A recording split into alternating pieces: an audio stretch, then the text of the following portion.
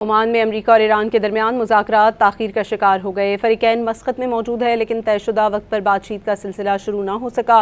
कुछ देर कबल जारी बयान में ईरान के वज़ीर ख़ारजा का कहना है कि ईरान अच्छी नीयत के साथ मुज़ाकरात में शरीक होगा।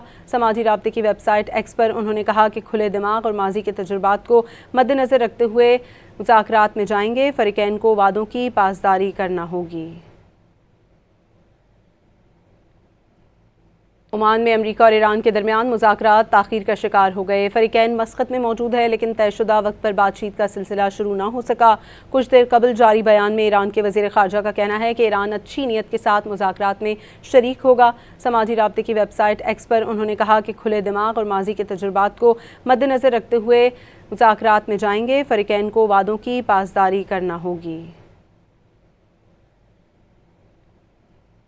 ओमान में अमरीका और ईरान के दरमियान मुज़ाकरात ताख़ीर का शिकार हो गए। फ़रीक़ैन मस्कत में मौजूद है, लेकिन तयशुदा वक्त पर बातचीत का सिलसिला शुरू न हो सका।